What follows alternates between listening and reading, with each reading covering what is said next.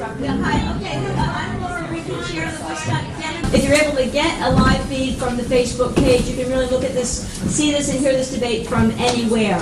So thank you everybody for coming, and we're going to start in about 2 minutes.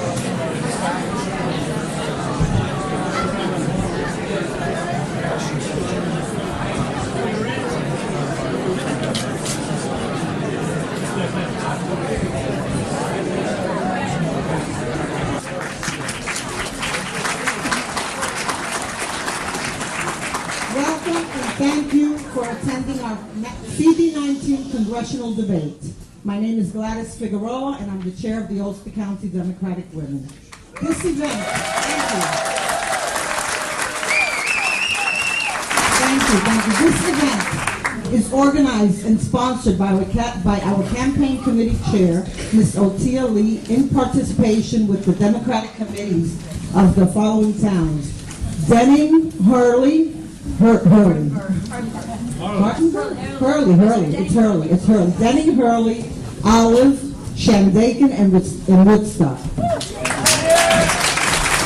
want to thank them all, the volunteers, the technical support, and the media.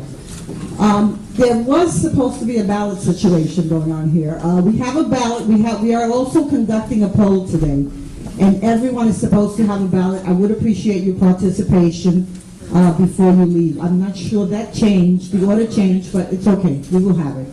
I also changed my speech. Sorry.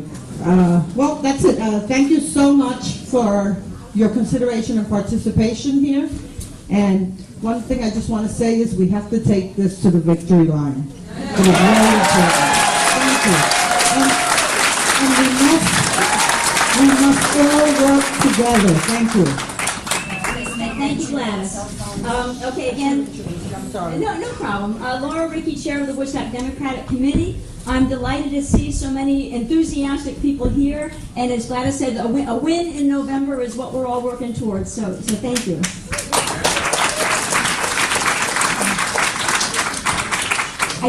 Excuse me? Turn off cell phones.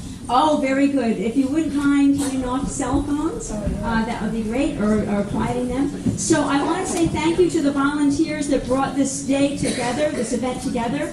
Tom Wiggum is doing in the in the Woodstock TV control room so that this can be broadcast live, as it is being broadcast live. Karen Muldoon, our sound engineer, the microphone is working, because thanks to Carrie. Liam Kahn, Facebook stream coordinator. Liam over. Yay! So we are streaming live through Facebook, so everybody and anybody can be watching. I want to thank Jillian Fisher on the Woodstock Democratic Committee, who has done Facebook publicizing, getting the word out, so thank you, Jillian. I will thank the Woodstock Times, who also is publicizing the event, so thank you to the Woodstock Times. Thank you, Ellen Povell, right in front of me, videographer, because we're going to have copies of this that we can be rebroadcasting at a later time in Woodstock and Shandaken, as well as Marianne Rolson, videographer, Town of Saugerties. So this is sponsored by County Legislator Joe Maloney, so this can be watched again in other towns as well. Marwan, Maria's Bar Cafe, who is inviting the overflow to come watch this event at Maria's in town, right here. Linda and Terry Lover, the ballot captains, the ballot that Gladys talked about, is they'll be hopefully passing out ballots, and hopefully you'll find a way to get a ballot. And the ballot monitors, Reggie Earls, Pam Krimsky, Carrie Muldoon, and Gladys. And did you have something else to come with? Oh, there is somebody with a Nissan plate, GO something 7280. If that's your car, you might be blocking somebody. So that's the message of today. I want to thank Mike Lorenzo, who is doing our timekeeping over to the side there. As well as, again, the Ulster County Democratic Women Campaign Committee, Otia Lee Chair. A great thank you to Otia. If you were here today, or if you were watching this from anywhere, thank Otia, because this event, she worked very hard to get this event together today. Beautiful job, Otia. Ulster County Democratic Women, Gladys Figueroa Chair, who you've just met, Gladys. And Thank you. And the sponsors, last went through the different committees sponsoring, and Brian Hollander, who is here moderating the event, he is our debate moderator today. So thank you.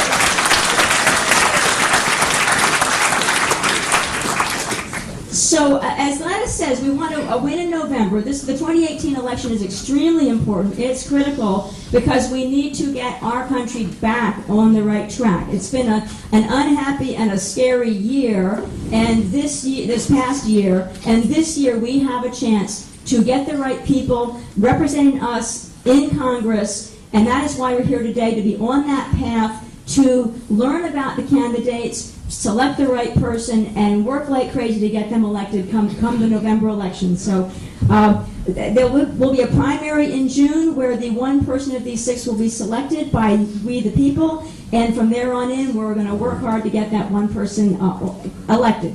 Let's meet the candidates and hear what they plan to do. In alphabetical order, we will begin with Jeff Beals.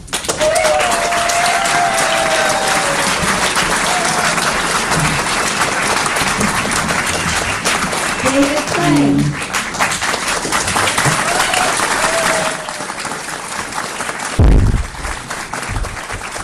Andrea DELGADO.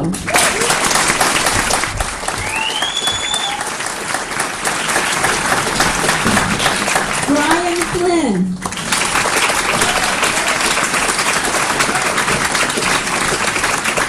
Gareth Rose.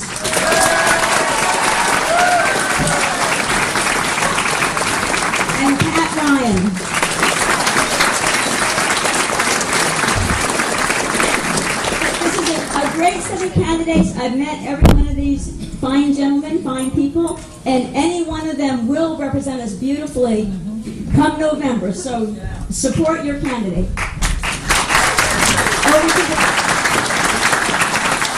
Over to you, Brian Hollander, and thank you again, Brian Hollander.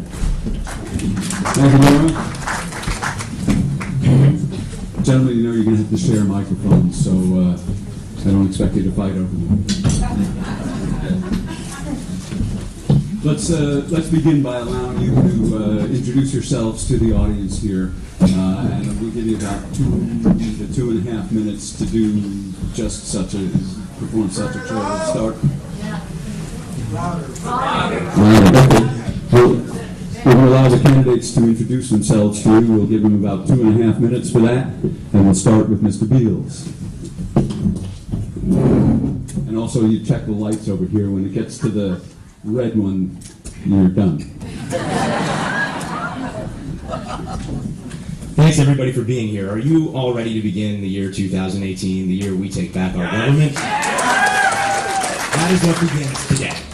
I am so proud to be here. I am a teacher in Woodstock, and I teach down the road. It means so much to me to be addressing you all outside the park where my 2 sons, Abraham and Joseph, play. It means so much to me to be standing here in a community that represents so much of what America can and should be, and so much of what it isn't right now under this administration and with this representative, John Faso. I am also a former U.S. diplomat, and I served our country overseas, representing us in Iraq, representing us in the West Bank and Gaza Strip. And I came home from those conflicts to my family's farm here in the Hudson Valley to begin teaching and asking deep questions about what had happened to the country that I had grown up believing in. I think we've gone terribly astray in our country. I think that we have lost touch with the greatest ideals that founded our nation and the greatest principles that founded our Democratic Party. I'm running for Congress now because I'm concerned about my own students and their future student loan debt.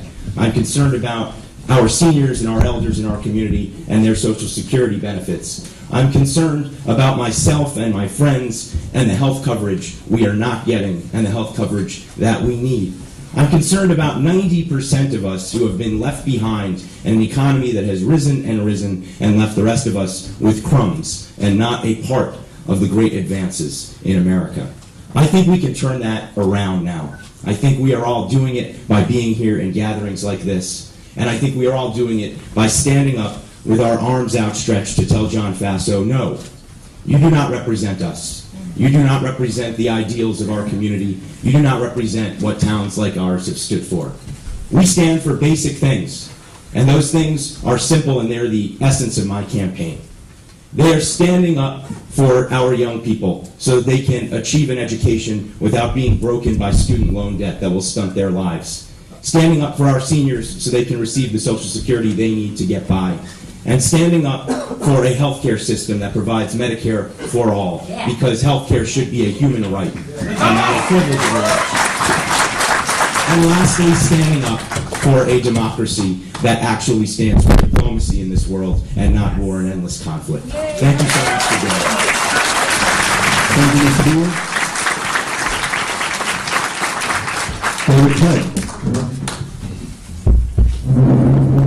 It is my great pleasure to be here in my hometown. Been living here in Woodstock for the last 25, 30 years, and it is one of the most beautiful places in the world. And the people are some of the most beautiful people in the world. So I want to just reach out and thank Indivisible Ulster. They gave me the honor of an endorsement as the best candidate for very strong Faso. And it's my great honor to take that trust and to win this battle. So I'm here because I can beat John Faso. I can beat John Faso because I have spent my career serving and fighting for the people of New York 19. I can beat John Faso because as a trial attorney, I have taken on powerful forces, multinational corporations, big Wall Street firms, and representing working class folks time and time and time again, I've won. I will hold John Faso accountable for his vote to take away our health care.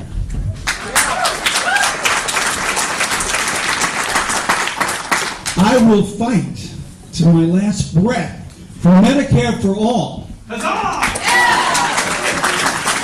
I truly believe Medicare for all would be transformative for our country. And it's something that we all must do everything we can to achieve. I can beat John Faso because as a small businessman, I've been here for 30 plus years working in this community, working with the Chamber of Commerce, serving other small businesses. I know that the small business is the engine of our economy. And I know how to work with them. I know that we can help work together to transform our economy in the 19th to a 21st century economy where good wages are paid, where innovation is supported, and where entrepreneurial spirit is allowed. I can beat John Faso because as somebody who has worked with the Ulster County Human Rights Commission, I have fought for the rights of people. I have fought for the rights of everyone, whether it be your gender identity or sex discrimination or racial discrimination. Those are the things that I believe in, and I would try and protect those rights and to expand those rights. I can beat John Faso because I've spent a lifetime putting people first. And I come to you to put you first, not special interests and not corporations when we serve in Congress. Thank you.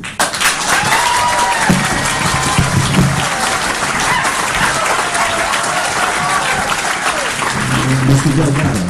Good afternoon, Woodstock. How you doing? Antonio Delgado here. It is a great pleasure to be in front of you today. The energy in this room, the level of engagement is exactly what we need to do to turn this thing around and restore some real hope and possibility all throughout the Hudson Valley and the Catskills. And I live in Rhinebeck with my wife, a native of Woodstock, right off of Chestnut Hill Road. And with our twin boys, Maxwell and Coltrane, for the jazz lovers out there. But the reason why I'm standing in front of you today is because I remember what it was like growing up not too far from here in Schenectady, the child of working class folk.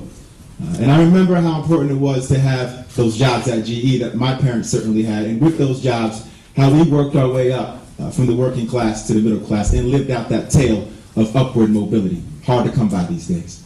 I remember the values that were instilled in me: character, integrity, honesty, compassion, and service. I took those values with me to Colgate, where I ultimately earned a Rhodes Scholarship and came back and got my law degree at Harvard. Best thing about that, meeting Lacey, my wife. I've had two careers. I spent 5 years out in LA. I did not begin my career in the law firm setting, I instead chose to work with young kids in underserved communities, trying to reach them through hip-hop music. Parents are a little confused about that. I then made my way back home and began working as a litigator in the commercial space. Now, a lot has happened over those years. My wife is now a documentary filmmaker. She's filmed her first film right here in Woodstock. We've lived good lives, but a different story has been happening right here on the ground. The jobs that were there for my family, the focus on education, all of that has been left behind and abandoned. The level of wealth inequality in this country is through the roof. 80% are asked to share just 7% of the wealth. And the reason is because our leaders for too long have forgotten about working and middle-class families. They have forgotten to provide a vision forward in an ever-changing, globalized country. The fact of the matter is corporate welfare has trumped the people, the welfare of the people. We need jobs, we need education, and we need universal coverage for everybody throughout this country and throughout this district. And you better believe, I come from a set of experiences, and I understand what it takes, because I understand the value of opportunity. I understand the value of education, and I care about people. Thank you.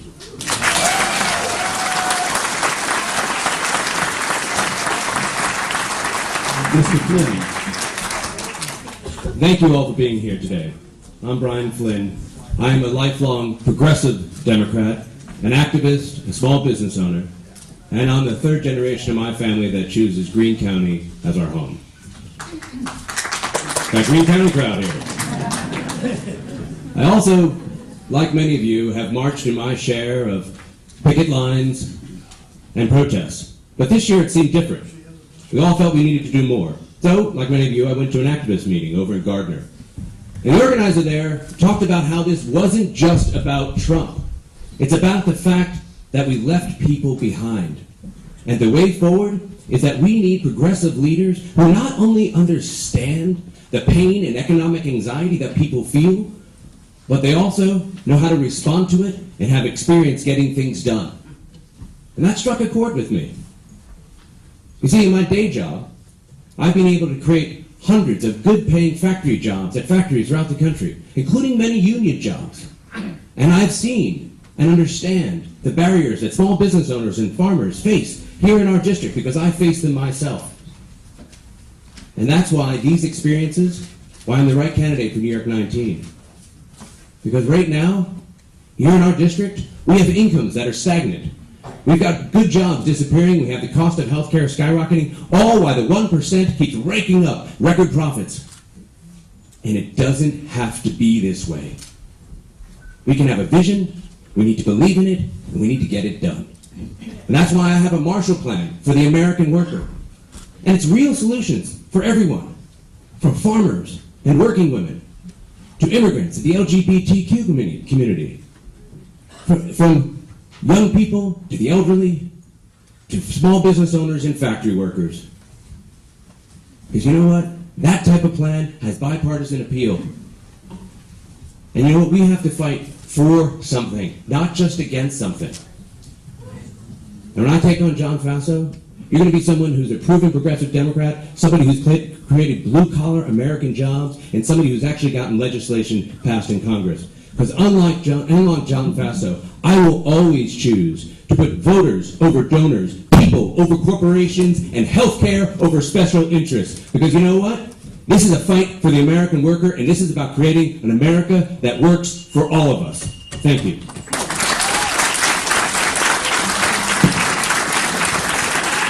Mr. Rhodes. First, let's give a round of applause to Otia, to Gladys, and the Ulster County Democratic women who made today possible. And thank you to everyone in this room who has knocked on doors and laid the groundwork for someone on this stage to repeal and replace John Faso this November.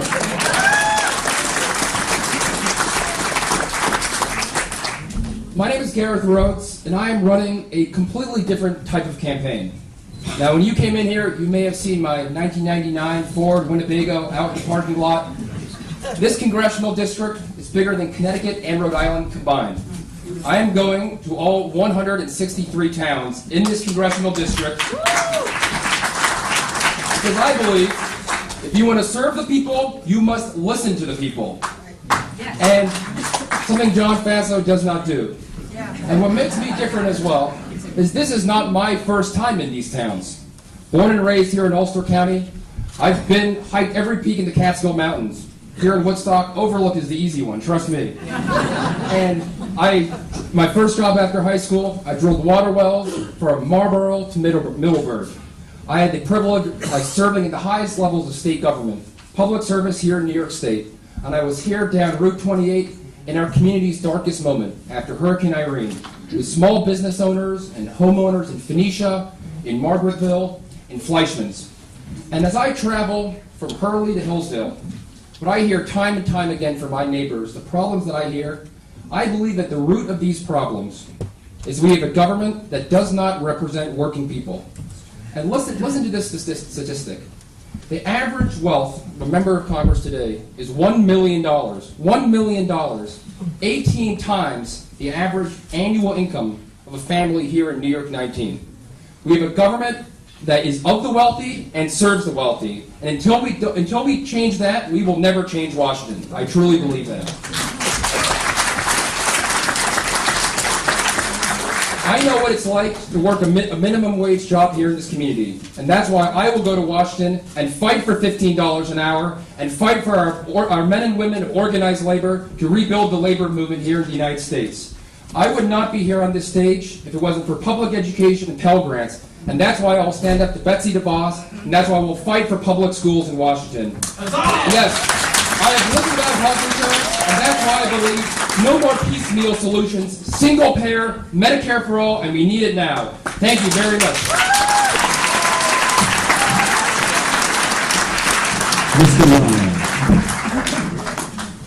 I'm going to try to, this mic cord, too tall for the mic cord.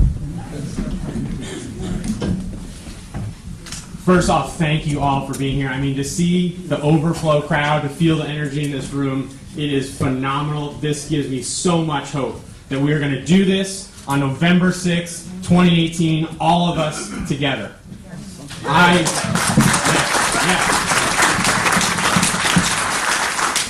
I'm Pat Ryan, born and raised just down the road in Kingston. Very proud that the Ryan family has been in Ulster County for 5 generations. I remember growing up, my grandpa, my mom's dad, telling this story of how after the attack on Pearl Harbor, he actually lied about his age so that he could enlist in the Navy and fight in World War II. And that story has always really stuck with me. That, watching both of my parents who are here today being truly engaged citizens in our community, it taught me from a very young age our democracy, our values, progress in this country, it doesn't just happen. It's driven by every one of us, each of us, fighting to constantly renew it. And we are at a time now where that is more important than ever. I have always felt this responsibility to serve. It's what led me to West Point. It guided me through 2 combat deployments in Iraq. It inspired me to start a successful technology company after the Army. And it's what's driving me to run right now. I don't know how many of you were brave enough to watch the State of the Union. I made myself watch it, and I was shaking my head like I think a lot of us were. It was clearer than ever that we are at a crisis moment in this country. I mean, our economy is increasingly focused on those who already have more than they need. Yeah. Our public education system, woefully underfunded year after year. Millions of Americans who still don't have quality, affordable health care. I was just shaking my head because this, I look around, this is not the America that my fellow soldiers and I risked our lives to defend. And I will not let that stand. I will not let that stand. I think about day 1 at West Point. I was taught this motto that has stuck with me. Officers eat last. After your soldiers, always. Leaders take care of their people. And John Faso has done the opposite of this. On healthcare, on the environment, on every issue, he has not had our back. I'm running to have this community's back, and I am excited to have your support. Thank you.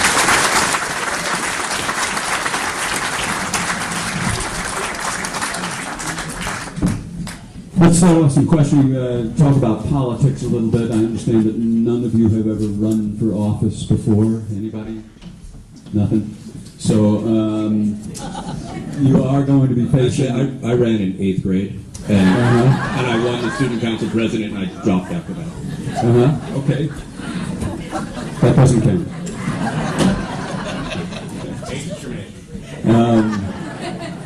You'll be running against a guy who's a very seasoned politician, has won many elections, and spends 4 hours a day on the telephone raising money. So where are you going to get your money? How are you going to beat John Faso? Let's start over here with David Clegg. We'll go this way, and each question will move over. Start with the next guy, David. And let's try and keep this here to about 2 minutes. So John Faso is a quintessential politician. He will tell us what we want to hear, and then he will turn around and he will vote in favor of his wealthy donor class. John Faso is a corporate lobbyist. He was a corporate lobbyist. He continues to be a corporate lobbyist. So yes, he gets lots of money from the Koch brothers. He gets money from hedge fund managers. He gets money from Wall Street. He gets money from health insurance companies. He gets money from all the people that had an interest in the votes that he makes. I'm trying to do this a different way. I'm coming in to this race, and I don't want to be beholden to anybody. So I'm not taking money from hedge fund managers. I'm certainly not taking any money from the Koch brothers. I'm not taking any money from Wall Street.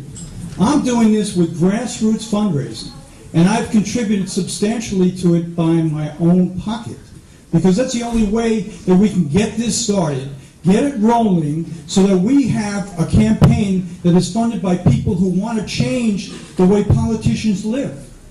We don't want politicians spending the rest of their life raising money so that they can vote against our interests. Don't we want to change that? Yes. That's why I'm here. I'm here to make a change that. And I promise you, the only people I'm going to represent when I get to Congress are you and you and you. And I will not be beholden to special interests or big corporations or Wall Street. Thank you.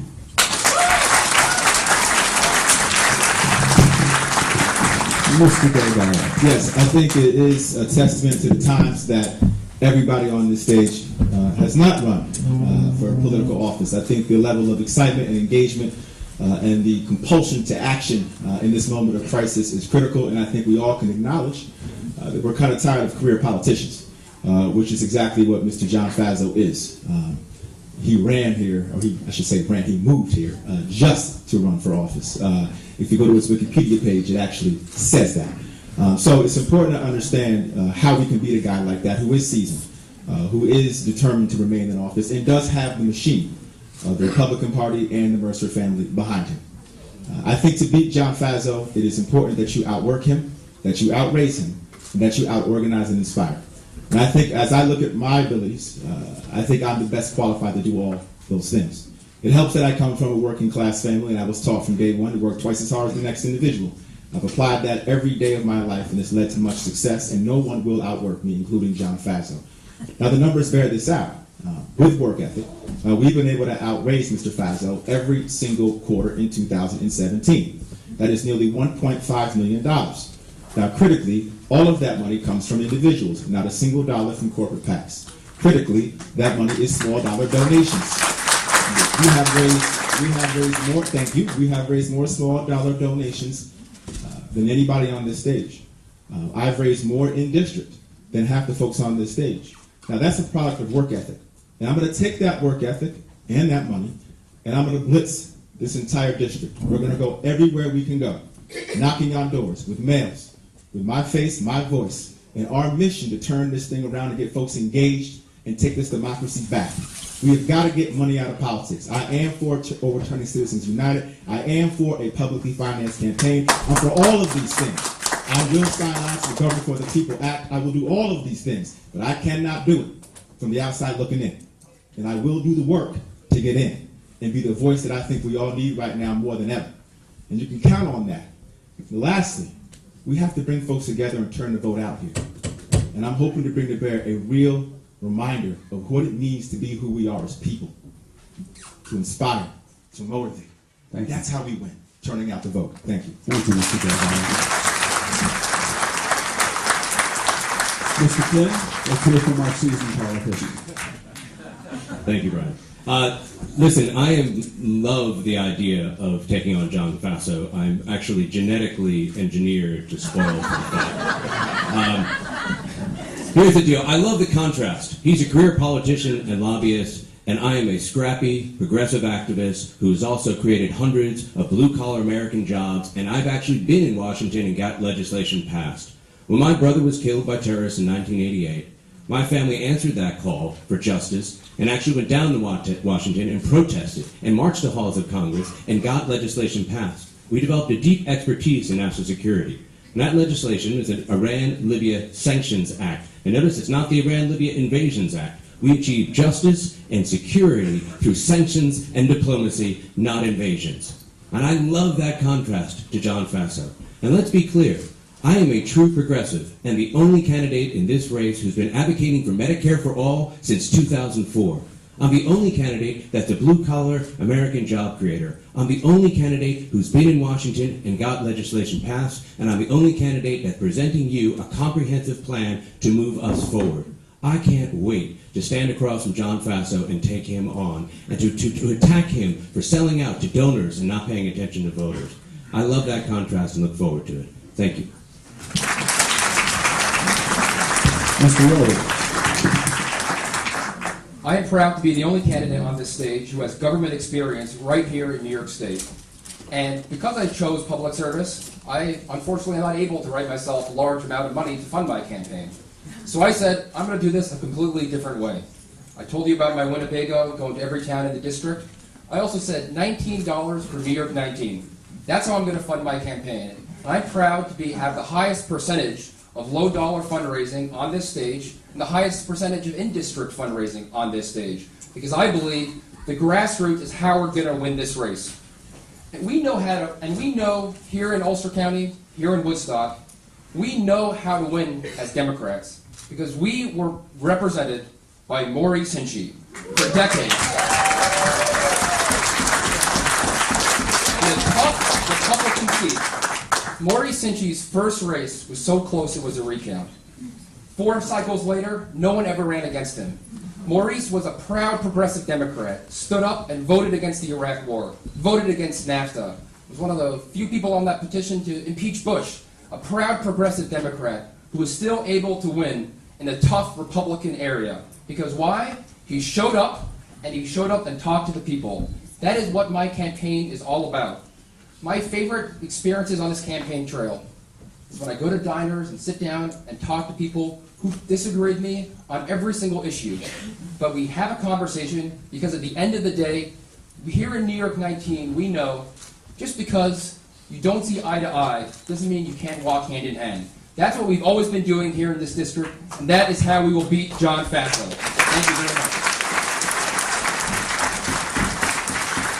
Mr. Long.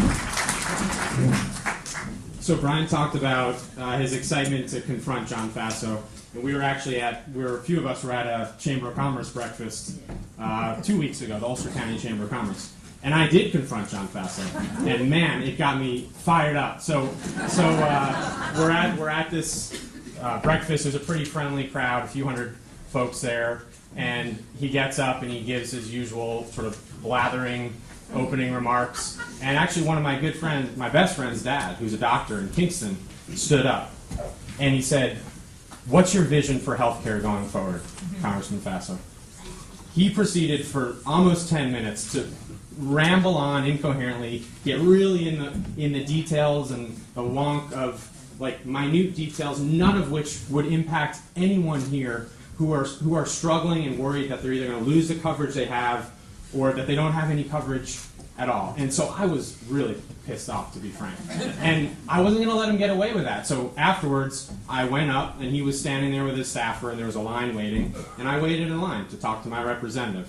And to his credit, he shook my hand, and he definitely knew who I was, without me introducing myself, but I introduced myself. And I think he expected that was going to be it. I was going to walk away. and we're going to introduce ourselves. And I obviously asked the question, and I said, John, you're at the Chamber of Commerce meeting.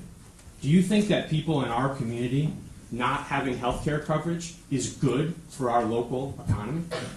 And he literally took a step back. And I don't think he was expecting a hard question. And he immediately went to his talking points of, well, everyone has to have access. And I said, John, that's the go-to failed talking point of your party that's gotten us where we are today.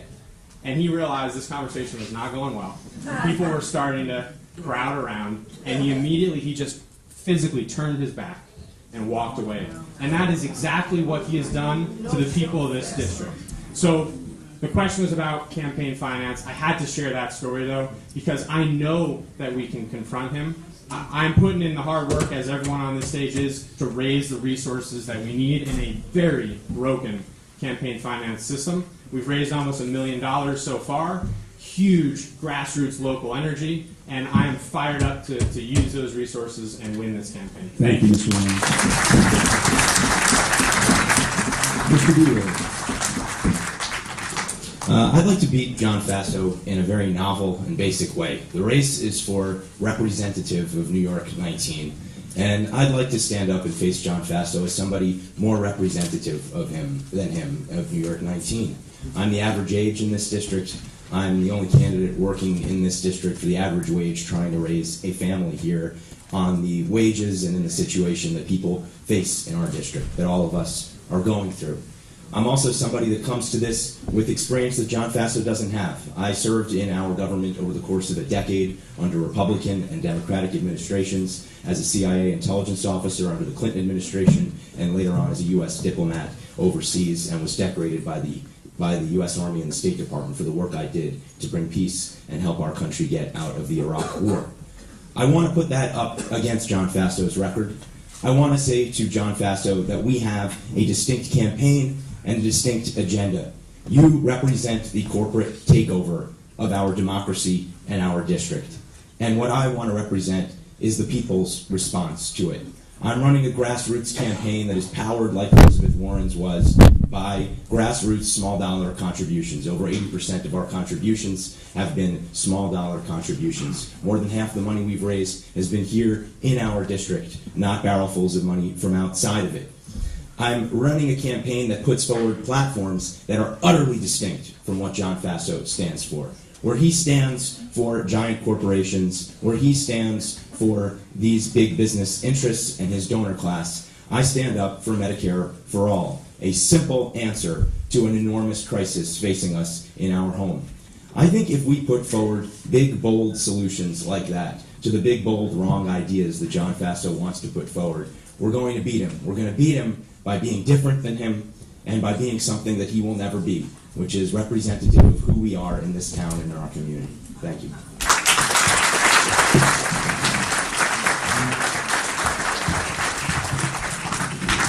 Let's do a quick question here. This will be a short question. We give you about a minute each to answer because you all have almost stated preferences on health care. Most of you have said that you would prefer a single-payer Medicare for all system. Is there anybody who thinks that Obamacare should be fixed? Should the individual mandate be returned? Should that be worked on, or should we leave it the way it is now? Start with Mr. Delgado. Yes. This is a critical issue. We just released the first TV ad of the cycle highlighting the fact that Mr. Faso promised Andrea Mitchell at a Save Obamacare rally that he would not take away her health care. He made this promise 3 times. And despite doing that, and despite hugging her, he turned around and voted to repeal the ACA. He also did that after having promised this community that he would not defund Planned Parenthood. We will attack him on this for the rest of this year until we win. Because it's deeper than just the policy. It also speaks to his character and lack of integrity. I don't know how you can look somebody in the eyes, promise them something, turn around and do something different. Now, on the question of health care, this is a critical issue of our times. It is one of the chief obscenities of this country that we do not have some form of universal coverage. There are 33 developed countries in the world, and we are the only one that does not have some universal form of health care. Half of those countries have single payer. The other half, some other version. Public option may be an option. I am for all the options on the table. I am not dogmatic in this approach. I think it's very important that we try to figure out how creatively, practically provide the right solution. Prefer, at this moment, to give folks the option to opt into Medicaid or Medicare. Drop down those premiums, drop down those deductibles, and make sure that Medicare can negotiate drug prices with the pharmaceutical industry. We do those things, we give everybody the chance to opt in, and we create a real floor of universal coverage, and then we see where we go from there. Thank you, Together sir. we can make that fight happen. Thank you. Thank you, sir. Mr. Flynn, you may have noticed me up there to a minute and a half. Well, thank you very much. Go ahead. Listen, I actually think this is one of the problems that we as Democrats have. We equivocate, we triangulate, we moderate, and we don't actually say what we believe in. I am going to be dogmatic about this. I believe in Medicare for all, period. I don't think there's any question. Now, there's a way we're going to get there, and there's a path to it, and we can get there quickly if we actually stand for it and hold firm. I also believe that healthcare in this district is the largest employer in every one of the counties. The Affordable Care Act created over 500,000 jobs here in America, and many jobs here in our communities. We have to look at healthcare. Not only is Medicare for all going to help provide what should be a right here in our country, and why I've been advocating for it since 2004, but it's also going to be an engine of economic growth that enable us to get decent jobs and decent paychecks for people in our community. That's how we have to start viewing this, and that's how we have to start talking about it. One of the mistakes we collectively make is when we talk about issues, we don't actually, to Gareth's point, we don't listen to what people are really struggling with day to day. They're struggling with the fact that they don't have health care, and they're also struggling with the fact that they don't have a decent job and a decent wage. One of my ideas is a home health corps. This is how much time do I have now? Anyway, this is an idea that's going to take underemployed people in their 40s, 50s, and 60s and train them to help keep elderly people in their homes, so that we can have fewer people in nursing homes, we reduce the cost of health care to consumers, and we keep decent jobs and decent wages to people in our communities. And that is what's going to generate economic growth, not giving money, tax cuts to rich. Thank you. Thank you. Mr. Rhodes. The private health insurance system is broken, period. It's broken. Over the last 10 years, the costs on employees have risen twice as much as wages have. 18% of our economy today in America we spend on healthcare. We're higher than any other industrialized nation, and we're 37th in results. As long as our healthcare system is about profits, not people, this will always be a problem, and we will never offer the type of healthcare we need to the families in this community. I know firsthand, living without health insurance, how difficult that is. Graduating from Kingston High School, I can go through my high school yearbook and tell you friends who we've lost to the opioid crisis. I know from my family went through a serious healthcare crisis. We lost my mother to cancer. And I know the feeling firsthand when you feel like there's one healthcare system for you and there's one for someone else who might have more money in the bank than you do. We have to fix this. These are big problems and they require big solutions. I am tired of piecemeal. I'm tired of going halfway there. We need single payer, Medicare for all, and we need it today. Thank you very much. Mr. Ryan. So I think the way you answer the question is also really important, Brian. You said, are you for sort of maintaining and fixing the Affordable Care Act, or going, what's the sort of the vision forward? It's both, because the reality is, and we've all been traveling around this district, you all get around this district, there are tens of thousands of people who are afraid that they are desperately afraid they're going to lose their health care. I stood on the front steps of one of my neighbors in Gardner a few months ago, and we were canvassing for the November elections. She would not let me off her front steps until I really understood how fundamentally life-changing it was for her and her family to finally get health care coverage under the Affordable Care Act. And millions of Americans have enjoyed that. And we've seen it under attack every day in a health care bill that we know Faso supported, and even in a tax bill that repealed the mandate that's going to drive up premiums. So number one, our responsibility as representatives of people who live here is to defend what we've got right now, which we know is under attack. And then We consolidate those gains, and how do we move forward? And the guiding principle for me that there's finally broad support in this country for is universal coverage that's quality and affordable. And we also have to talk about the fact of how we reduce the costs. Because I'm worried that we get something done now that my kids and future generations aren't going to be able to enjoy over time. So those will be the guiding principles that I will look at. I think the best option I've seen right now is Senator Kaine and Bennett's bill to opt in to Medicare. I think that would rapidly get help to those who need it. Thank you. Thank you. Mr. Bowie. The resolution is House Resolution 676. It has been co-sponsored by Bernie Sanders, co-sponsored by Kirsten Gillibrand, co-sponsored and supported by Elizabeth Warren. It is now supported by 60 members of the Democratic caucus. And if I were honored to be a representative, I would add my voice to it immediately. Yeah! Look, no compromise here. Read between the lines of what you're being told. Not all the candidates here do support taking this vital step for our home and our community. And the need is absolutely dire that we do so. Unfortunately, big money donors that want to invest in our race demand that you don't take this step in order to get their money. That's why I think it's so vital that we do dare to take this step. There you go. Thank you.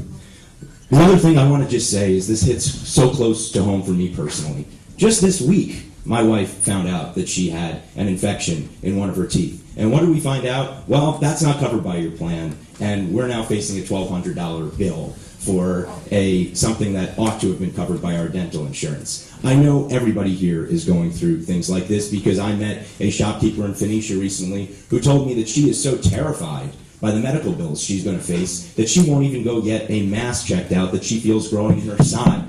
We have an absolutely dire crisis in our country and in our home, and we cannot stay silent any longer. We must pass House Resolution 676 and make sure that Medicare for All is a reality for our country and our country.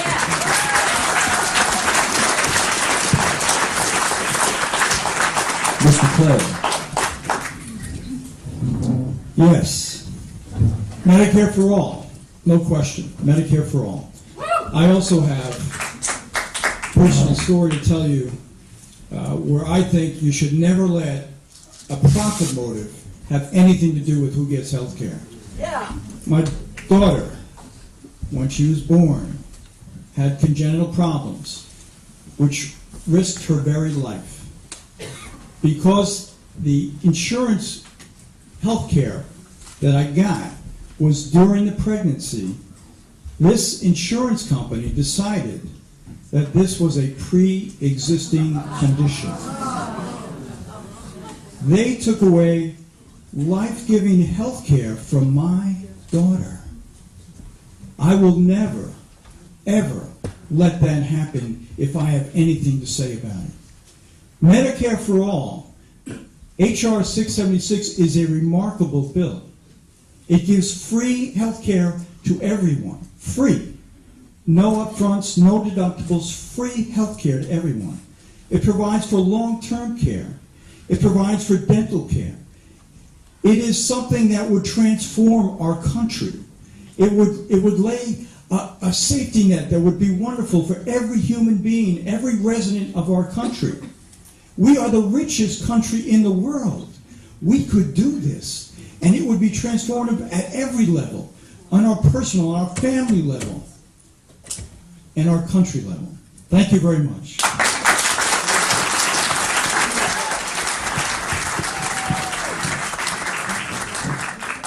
Okay, I'm getting confused, that's all. So, it's only me.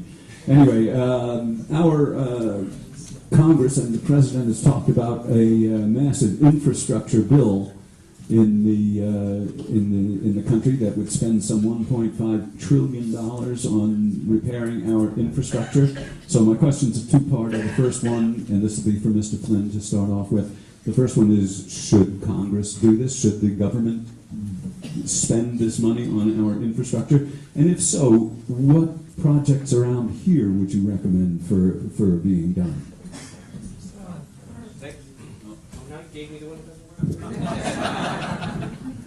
That's tough. So let's start by actually talking about the proposal for infrastructure that John Faso wrote about last week. He didn't talk about the U.S. government spending. He talked about us setting up an infrastructure bank and sovereign wealth funds. We're going to start making money and basically privatizing our public infrastructure. That's not what I'm talking about. I'm talking about taking that $1.4 trillion we just gave away to shareholders and to corporations and to rich people and invest that in infrastructure, because that's how you create a sustainable economy, and that's also how you grow jobs. So let's talk a little bit about what we would do with that infrastructure. First, transportation infrastructure. Right here in this district, we've got transportation infrastructure, bridges, roads that are falling apart. In Sullivan County, Route 17 is going to have 4 million new visitors, and we have not upgraded Route 17 from being a route to being an interstate. We have similar issues up here in Otsego County, just north of here, where they've got bomb trucks filled with natural gas that are going on rural routes rather than using the interstates. In order to protect our communities and provide working people with a way to get to work, we have to invest in transportation infrastructure, including looking at technology so that buses could be used efficiently. We have Uber Share, but we don't have it in the public realm. The next is we have to invest in digital and broadband infrastructure so that communities like ours are no longer at such a sharp disadvantage. The third, and I think perhaps most important, we have to invest in housing infrastructure and the attendant water and sewage treatment infrastructure in order to enable us to have smart growth within our communities. That's often a thing that's forgotten when we talk about infrastructure. If we don't do that, we're not going to be able to grow our economies and also have a sustainable future. Thank you. Mr. Rhodes. 2 minutes. Traveling across this district, one of the biggest problems I've heard from towns is that because of the loss of young people from our communities, young people who grew up here and then go to school and never come back, what's happened is our fire departments and our EMT services are unable to find new volunteers. So what happens is local towns, as a result, have to privatize the fire departments, privatize the EMT services, driving up the costs on local taxpayers. We already know that in many of our towns, our taxpayers pay too much local taxes. If we don't pass this infrastructure bill, don't tell me we can't pay for it, because this tax bill costs $1.3 trillion. We can pass the infrastructure bill, and if we don't, we're going to force towns like Woodstock, force towns across this district to assume the costs of fixing the aging water infrastructure, sewer infrastructures. This district, in particular, has some of the oldest sewer infrastructures in the entire Northeast, average age over 90 years old. If this is not fixed on the federal level, the town will be forced to bond it out, will continue to drive up the costs on local taxpayers, forcing more and more young people away from our communities. This needs to be a top priority of the federal government. I will fight for it while in Congress. And another extraordinarily important one is broadband. Across this community, I was out in Roxbury talking to a local bed and breakfast owner, a motel owner out there. They had Google coming in for an entire week. The entire town was looking forward to Google, a whole conference coming. The Google team came out there, realized you couldn't take a cell phone call, realized there was no internet, and said, we're not coming here. This is hurting our bed and breakfast owners, it's hurting our motel owners. I've spoken with high school students who on their way home have to go sit in the parking lot of the local public library just to access the Wi-Fi. It's a huge issue in our communities. Government can fix this. I was proud to work in state government on the Broadband for All program.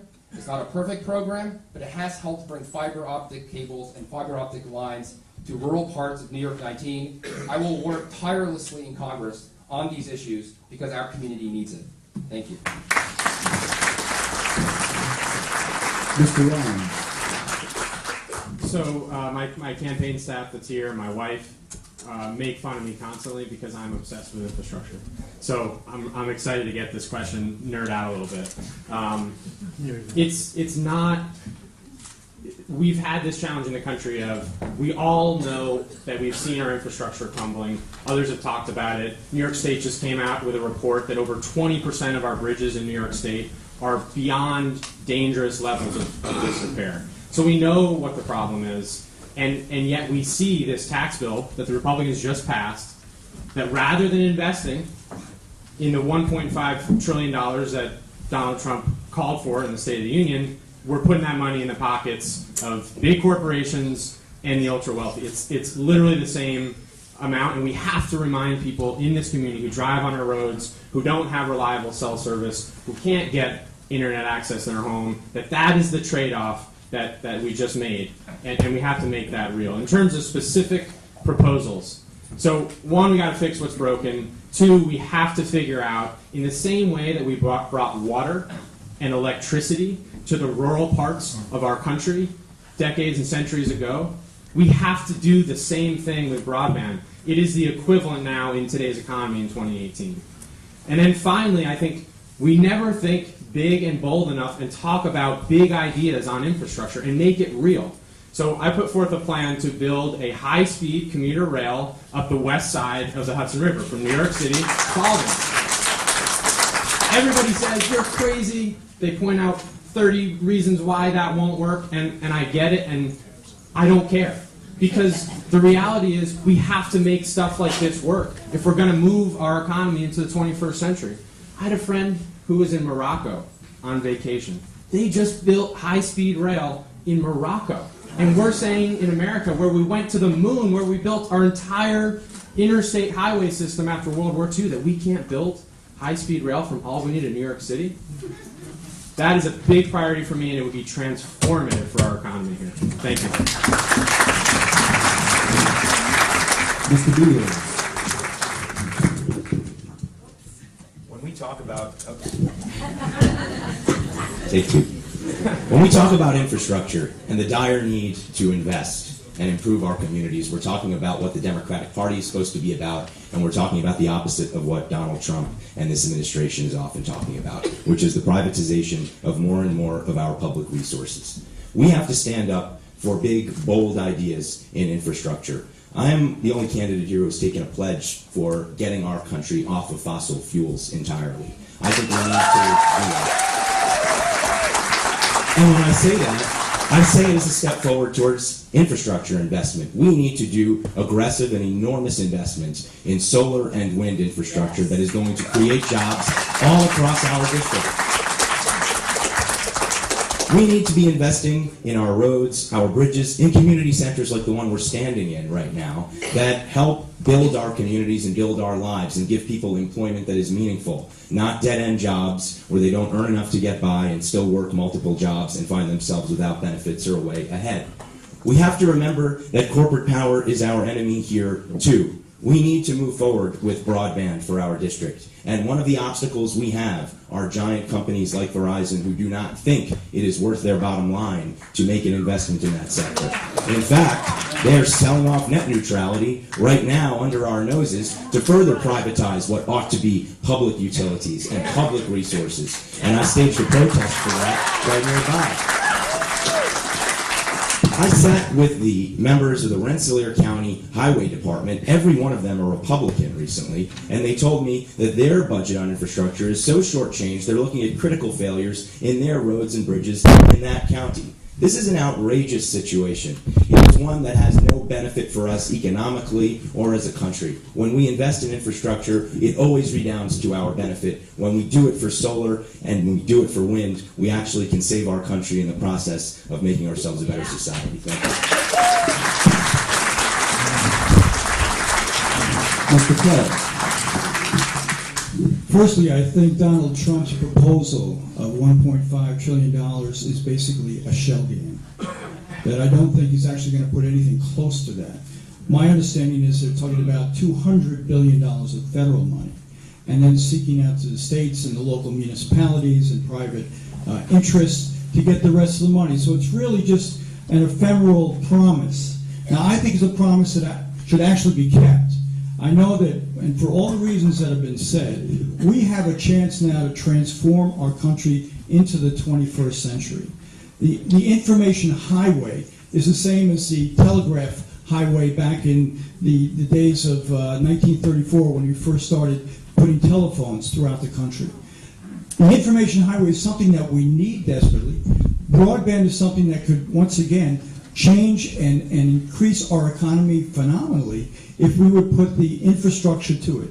We also talk about jobs. Why can't we give good jobs to people with fair wages through the federal government, through a workers program to support the infrastructure bills? Why can't we teach people to do broadband and put down fiber optic? There's a guy down in Georgia who actually did his whole community with fiber optic wiring, and he was the one who did it. We could do this as one with a country that can support it with funds that would be used in a way that would transform us. We have all the infrastructure needs in Kingston and the river cities here where we have sewer, storm sewer overruns. All those things are supposed to be something that we could do as a rich country. I think that we need to move forward to support ourselves with as much money that we can donate, not giving tax breaks to the rich, but investing in people and investing in infrastructure needs. Thank you.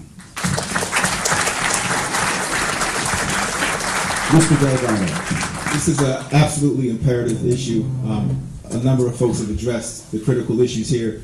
I do think we should keep in mind that the current proposal, as Clegg said, is just $200 billion. That is not a plan. That is a hope for things to come. The real issue boils down to corporate welfare. If you look at the industries across multiple sectors here, whether it's big ag, whether it's big oil, whether it's big tech, we are propping up all these industries to the tune of about $100 billion annually. $100 billion annually. Now, you throw on top of that a tax scam, which only throws gasoline on the fire, adding $1.023 trillion to our deficit. Just read this morning in the New York Times that we will have to borrow $1 trillion in 2018 because we don't have enough revenue coming in. That is double the amount we borrowed last year. That is 6 times the amount, that is the most we've borrowed in the last 6 years.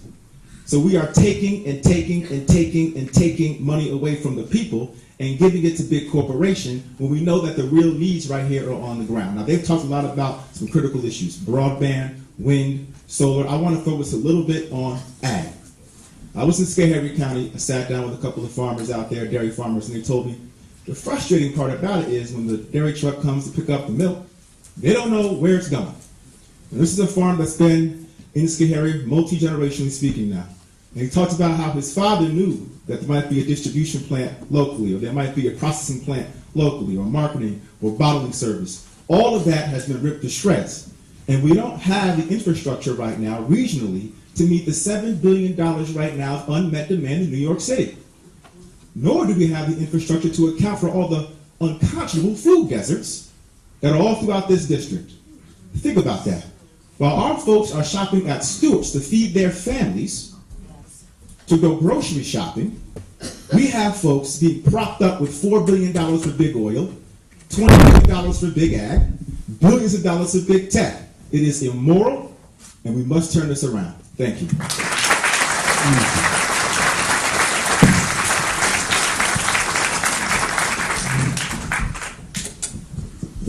Let's just get one quick thing out of the way here. No fracking advocates on the panel here? No fracking advocates? Okay. Just making sure.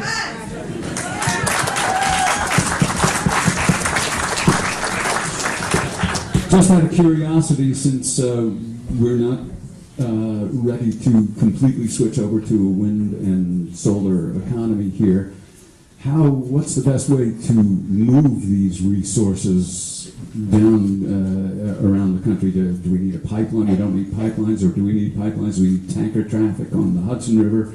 How should we move our fuel resources? Let's just go around very quickly in the same order that we did. Let's start with Mr. Flynn. How much time? All right. We start with Mr. Rhodes this time. Yes. Yeah, and let's just take about a minute each to talk about this subject. Go ahead, Mr. Rhodes. Absolutely. It's a transition, but it's a transition that needs to start today. It needs to start immediately. And let me tell you about what will happen if we don't start this transition to clean energy. Here in the Catskill Mountains, I remember hiking when the acid rain had destroyed so many of the peaks here in our community. You couldn't fish in the lakes. That is why, and you see what's happening now in Washington. The Clean Air Act had helped fix that problem. Washington was trying to roll back the Clean Power Plan, allowing the emissions in the western part of the country to go back to the levels they were at the 70s. You're going to see the asthma rates go up again here in the Hudson Valley. We're going to see the acid rain come back again. John Faso, when asked about the rollback of the Clean Power Plan, said, I quote, "It will not impact New York 19. This is from someone who clearly has never hiked a day in the Catskill Mountains, someone who does not have the type of emotional connection to the environment that we have here in New York 19. This is the district of Maurice and Sheep, the #1 fighter in Congress for the environment. Because if you have the privilege to represent this community, you have to be the most outspoken member of Congress on the environment. Thank you. So, one second. So we shouldn't. The question was, how should we move fuel resources around the area? And do you want to? We have an existing system which we will have to use until the transition is complete. The key is the transition starts as soon as possible. Okay, thank you, Mr. Ryan. Yeah, and I want to respectfully push back on the question a little bit, because I think if we keep thinking this way, if we keep sitting in the status quo where we're tied to this fossil fuel-based economy, we're going to keep coming up with excuses to add more pipelines, to add more outmoded generation sources. And the reality is, until we make it clear that there is that is just not a feasible path forward, and that we have to get to full renewable as quickly as we possibly can, there will just be the status quo.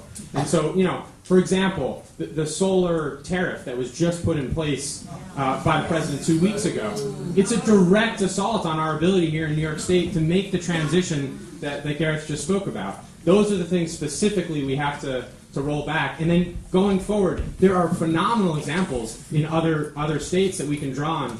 For example, Nevada has made huge gains in solar by creating the right tax incentives for individuals and communities to invest in solar. We can do that here. The Department of Defense is going to be at 50% renewables by 2030. If they can do it, we can definitely do it here and at the federal level. So we can't give up on that goal. Okay, thank you, Mr. Wheeler.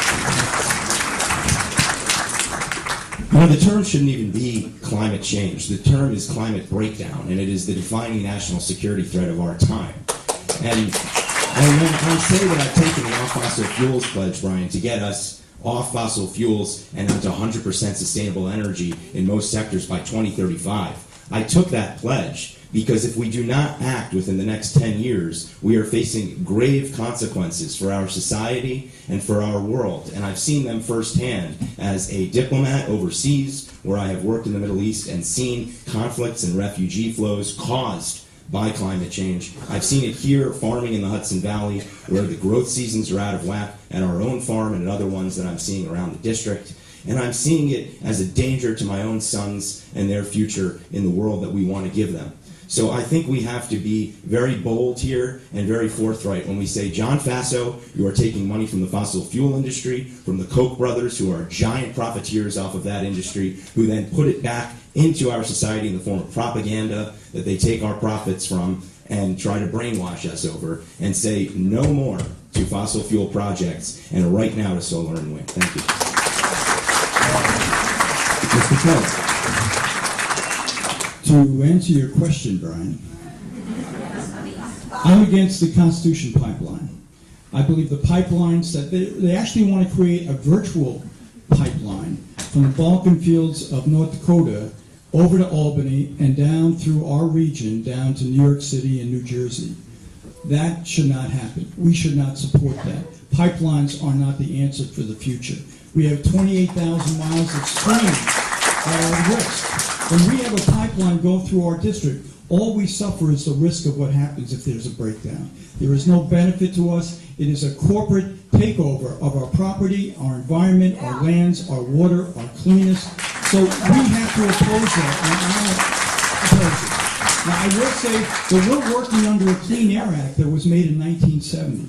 When we did that, we were not thinking about greenhouse gases. When we take over Congress, which we will, we need a comprehensive new set of legislation to deal with greenhouse gases. We can raise the level of emissions to the point that we don't suffer the same carbon pollution in our atmosphere. We have the technology to do it. The only reason we don't is the cost of producing it. The coal-fired plants could be made with new advanced technology to produce less greenhouse gases, but they don't do it because it will cost money, and then coal becomes less efficient, obviously. So I'm against it in terms of, I think we have to move ahead. Thank you, Green, Mr. Clay. yes, thank you.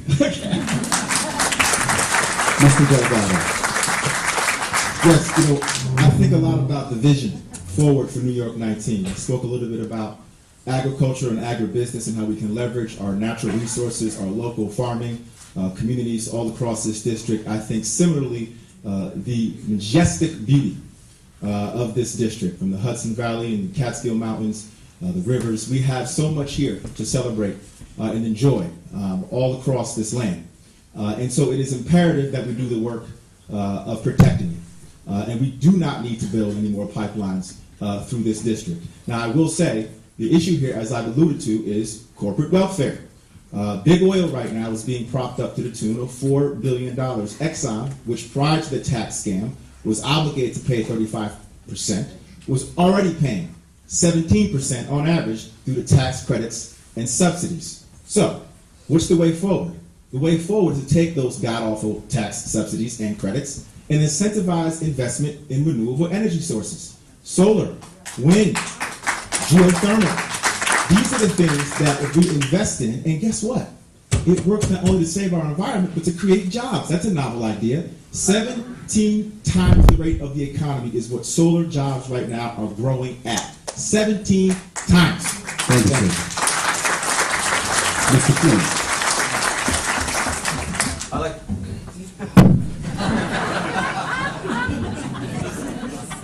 You keep doing that, Jim. No, I love you.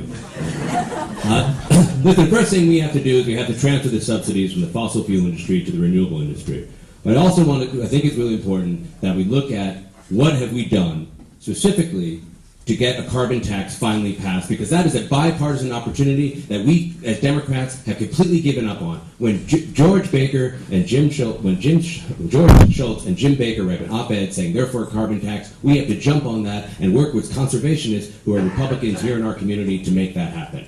We also have to look at what's actually happening. We do have virtual pipelines going through our community right now because we're not fighting hard enough against the fracking infrastructure. One of the first things I want to do, I want to change the name of natural gas. You know why? Because it makes it sound as if it's clean. It's not. When you have the release of methane, which is really what it is, it burns and causes the same amount of climate change challenges that coal does. It's not cleaner. We have to fight against it. If we keep allowing it to be invested in, it won't make it happen.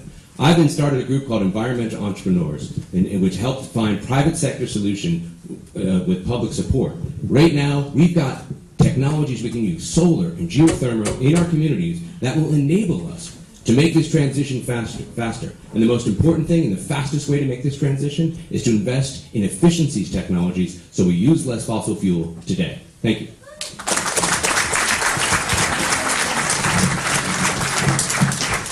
Let's stay on the environment for a moment here, and we'll start with Mr. Ryan on this and talk for a minute about the filtration avoidance determination that the federal government has approved between New York City and the local watershed communities.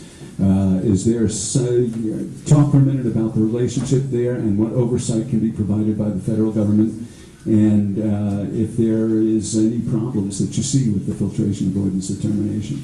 Mr. Ryan. Oh, sorry, 2 minutes. Great. So this is really important, and I think what's critical here too is to understand that a key way that I think we're going to win this election is to be able to speak to these really important local environmental issues. As an example, we were out in Delaware County a few months ago, and we had a forum out there. This was, I think, over the summer. And we spent about half our time talking about the FERC and Federal Energy Regulatory Committee and the interplay between the Delaware watershed, New York City, Pennsylvania, and New York State. We have to be able to speak in detail on this stuff. So I was actually up recently having a similar conversation in Otsego County and talking about the interplay between the Chesapeake Bay watershed and the water that starts all the way up there and flows down to feed the Chesapeake Bay. This is an absolutely critical priority for us. I will admit, I'm not in depth familiar with the new guidance that came out. I got to get smart on that, and so shame on me on that. Can you give me a little more detail on it? Well, I was curious to find out if you were familiar with the city's land acquisition program and if you thought that was a good idea. I'm not familiar with the program. Okay, Yeah. that's all right. It's not all right. It's not all right that I'm not familiar with it. I'm doing my best to go around and learn all these important, really important local issues. And so you have my word that I'm going to continue to get smart on all these issues. And these are great forums to do it. So I'll leave it to my colleagues to answer. Thanks. Mr. Beal. Here's where I give my dissertation on water filtration and just quotation. The man who could be talking to this subject is actually Bill McKenna, our town supervisor, who has done really remarkable work here for our own sewage system and our own filtration system. We should talk to him.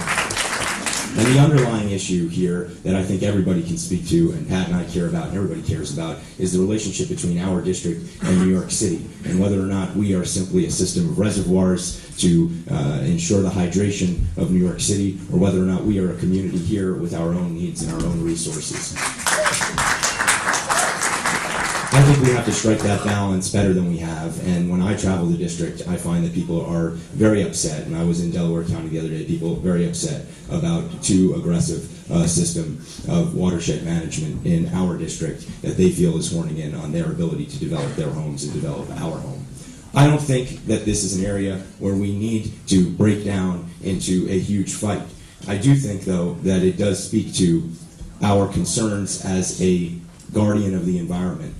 We are the people of the Hudson Valley and the Catskills. We have to be the loudest voice for all of these concerns. If we are not that, and if we do not follow the tradition of Maurice Hinchey with this congressional race and with our representative, I think we're going to let down a lot of people here and let down our country. So thank you very much.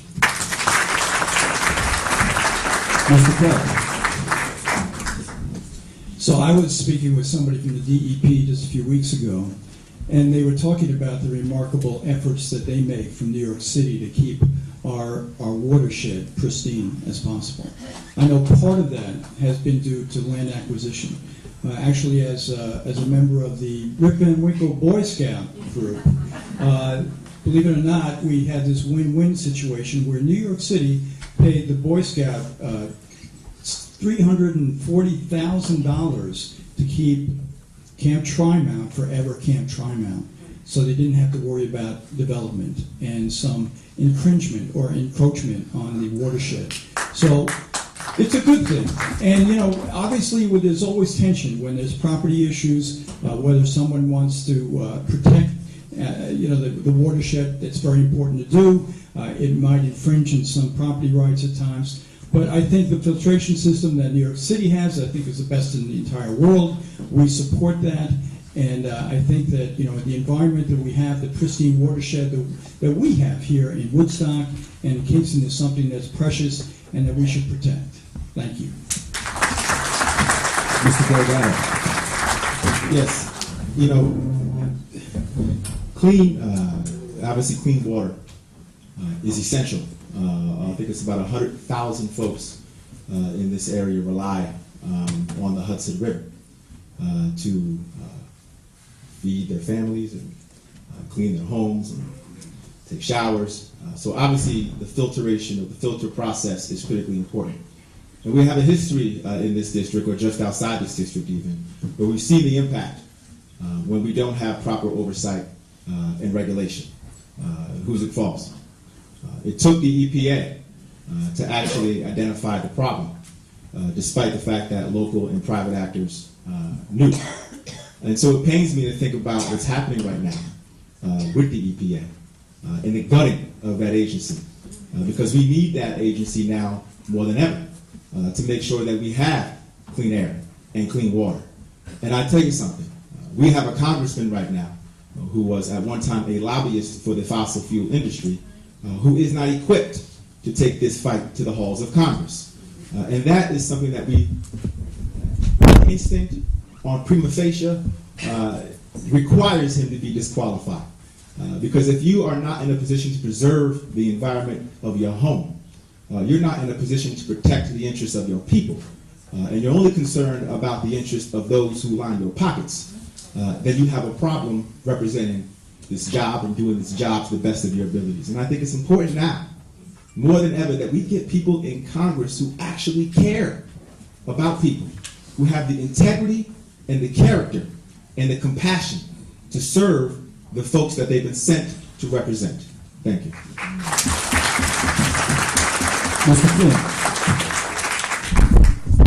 In the last few decades, our population has doubled, but our use of water has actually tripled as a society, as we use more and more of it. So this is an issue that has macro implications. And being from Greene County, I actually know a little bit too much about filtration avoidance determination. We're in the watershed, so my streams eventually make it down into the Ashokan. And I can tell you that it's something that is very important to our community and communities in Greene and Delaware and up in Otsego, and here's why. Because we have small businesses that are being prevented from growing and from being effective because New York City is establishing what the rules are. I'll give you one example. My friend Nick, he runs a bike shop, and he's trying to create more mountain biking trails. These are mountain bikes, not dirt bikes, right? And his trails are currently hiking trails, and they wanted to make them into mountain biking trails. And New York City said you're not allowed to do that.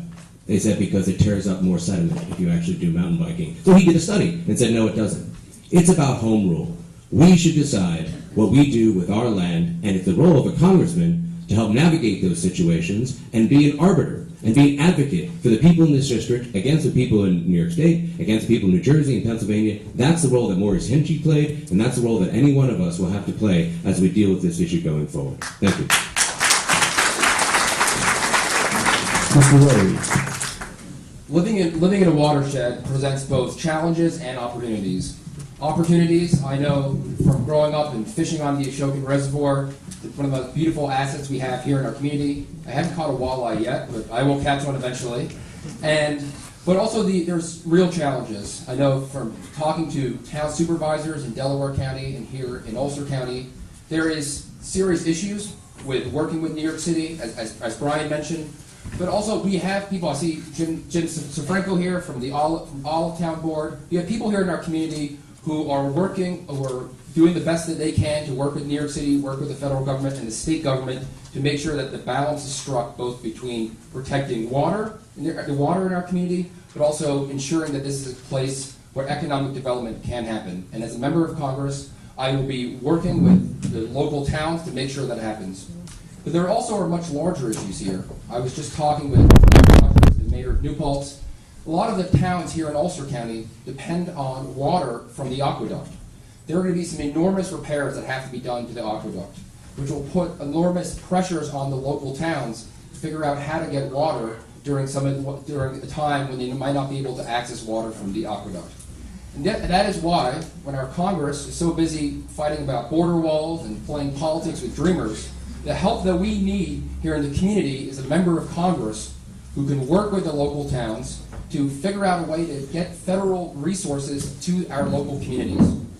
New York State gives $48 billion a year more to the federal government than we get back. We need a member of Congress, John Faso, should be fighting to make sure some of that money comes back to our state to help towns like New Paltz, to help towns in Delaware County be able to adjust to the extra costs of being in a place that has living in a watershed. And that's what John Faso is not doing, and that's what I will do in Congress.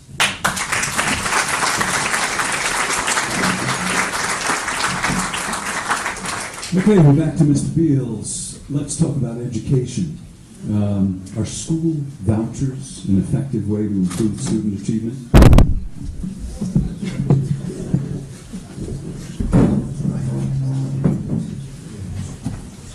I'm glad to be asked this question because I am an educator here, and this means everything to me. And nobody's remarked on my hoarse voice or criticized me for it. You know, schools are petri dishes. And so my wife teaches kindergarten here, and we've both got the same thing. Share your voice! Okay, that's the problem. I've lost it because of school. of school germs. I think the solution for our public school system is to invest in our public schools. 24% of them are decrepit, and that is an outrage and an embarrassment for our country. We also have to be investing in our public universities as well. We know this. The original balance was about a third on our local budget, a third on the students, and a third for communities to pay. And increasingly, that has been a burden that has been shifting towards the students and away from the people that can bear that expense. We need to be graduating students debt-free with degrees that are tuition-free, and we need to not be following paths like charter schools or vouchers that will actually undermine our public school system. We have the answers. We just have to have the confidence to proceed. Mr. Clay. I'm not a fan of Betsy DeVos. Start there. My wife was a school teacher, special ed teacher, elementary school teacher, grade reading teacher for 18 years. I know how hard teachers work. I know how important it is for our public school system to be fully funded, for it not to be dissipated by transferring money from the public school system to some whatever, private school that Betsy DeVos likes with no standards and teaches some kind of religion that she believes in, which I don't understand. And I'm an ordained deacon. I'm telling you, I don't understand it. We have to fully fund our schools. Congress created an act to provide for students with disability back in 1990. They haven't funded that adequately for the last 2 decades.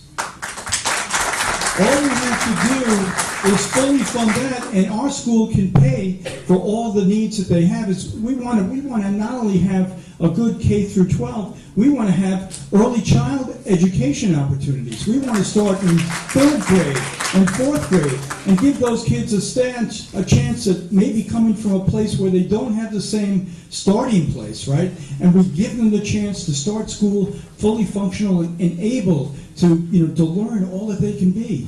My wife did an early education program at the George Washington School, a Title I school in Kingston. And I watched the remarkable change in these 3-year-old kids, and I thought, you're never going to be able to do this. By the time they're done, they're paying attention, they're doing their jobs. It's a remarkable start to an education. I believe fully in funding that our public system, that our teachers, our administrators are somebody that we should honor and we should support in every way. Thank you. Mr. Delgado. Yes, no vouchers, plain and simple. This is a very important issue for me. When folks ask me, what are the issues you deeply care about, that you have a lot of passion for, obviously job creation, as I've mentioned, healthcare, universal coverage, but education is that 3rd pillar for me. And I can tell you that it means an awful lot to me because in my household it was preached that education would be the great equalizer. It would be the gateway to my opportunity. And my parents would come home every single day from work. I was a latchkey kid. You can't do that now, but I was a latchkey kid, 10 years old, letting myself in. My parents would come home every day and say, where's your homework? And the red pen would come out.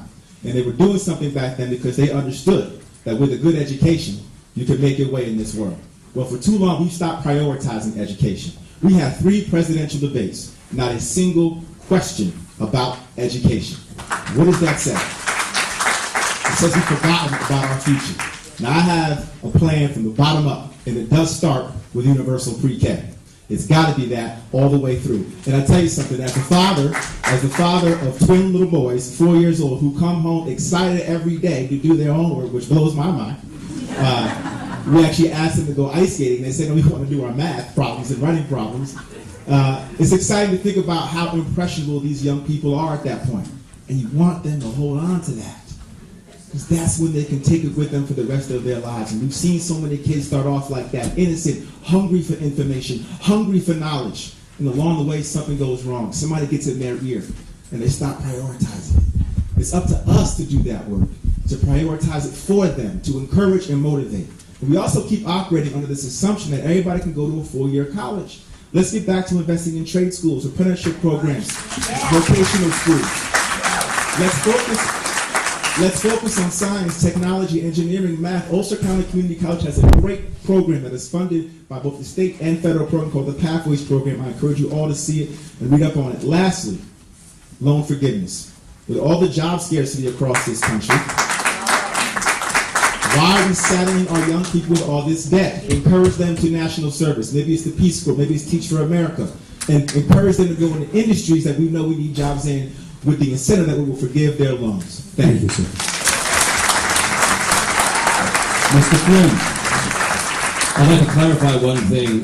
There are still children who are latchkey kids, because my daughter is. But in Greene County, you actually don't need a key to get into your house. We don't actually have locks. But I want to say that this is one of the most vital issues, and I'll tell you why. When Amy and I saw the attack on private education, she and I helped start a specialized public high school, but we did it in collaboration with the teachers union, not against them.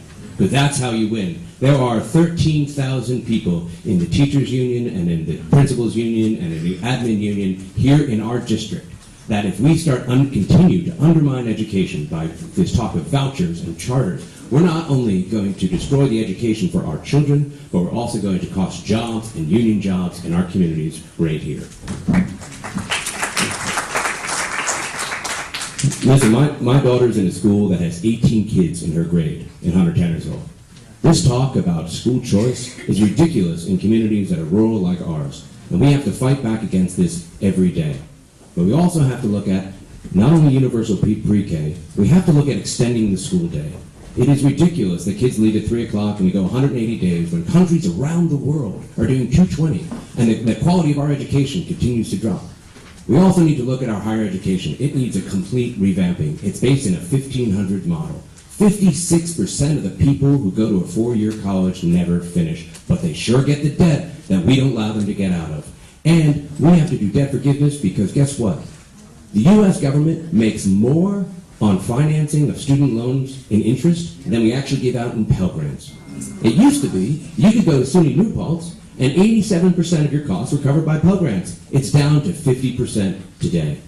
We have to have tuition-free public education for our students here in the United States so we can prepare them for the jobs of the 21st century. I had the opportunity to meet with the superintendent of BOCES, and I went from there to head to the meeting with the Chamber of Commerce, and I went from there to meet with the union leaders. We can actually train our kids for the jobs that exist today if we integrate those three forces, and that's how we're going to change education and educate the kids for the jobs that exist today. Thank you. Mr. Rhodes. I believe we've heard some of the problems with public education in America. And I believe part of the reason we've gotten there is because we have elected some of the wealthiest people in American history to the halls of government. The Trump's cabinet is the wealthiest cabinet in the history of the United States, worth $4.3 billion. These are people who have not sent their children to public school. And so what's happened as a result is we have two very different education systems here in America. We have one for the rich and the wealthy and the elite, and we have one for everyone else. And it goes even beyond that. Betsy DeVos is not just happy with the private education system. She's insisting on going after the public education system, slashing the programs to provide training for teachers, slashing federal funding for after-school programs, attacking public teachers who are the heart and soul of our school systems. I would only be here on this stage if it is for public schools here in the community and Pell Grants. When I graduated from Kingston High School, I didn't think college was even going to be there for me. I went out and got a job drilling water wells in this community. I applied on my local public library to City University of New York, and thanks to Pell Grant, became the first in my immediate family to earn a 4-year degree. And that system in America is being threatened because of the current administration. And that's why I believe we have to elect people to Congress who have lived the life of a working class person here in this community and here in this state. Because without that, we're going to continue on this path, continue attacking teachers, continuing to focus on testing instead of learning, and only when we get our federal government, we have people in federal government who understand these issues because they've lived them, we will always be on this path. Thank you. Mr. Ryan. To your question, Brian, absolutely not in favor of vouchers. I call this out as one of my public education as one of my top 3 priorities in my opening remarks.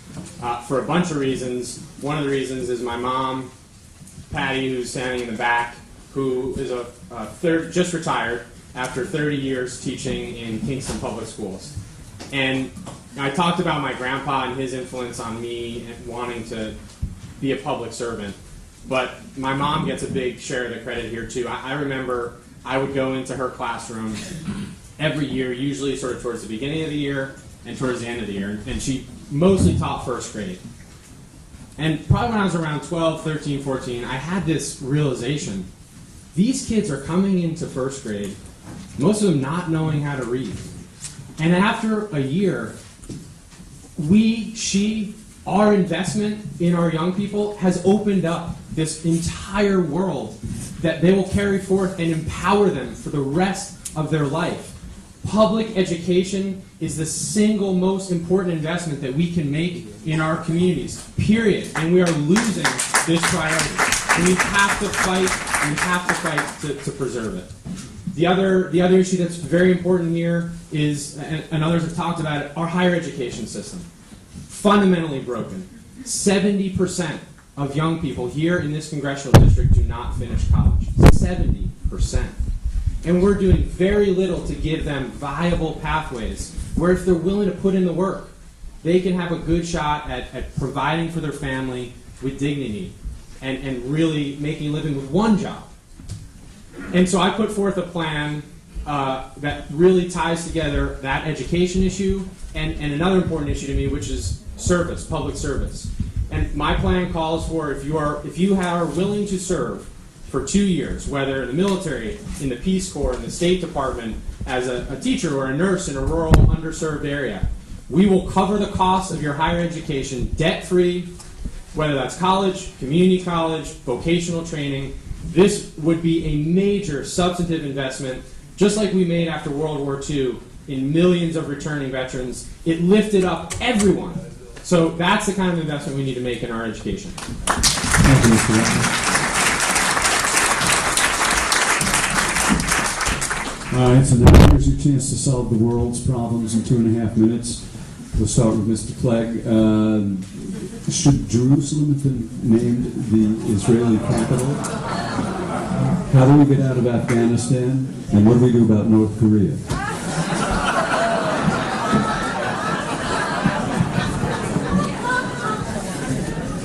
No problem.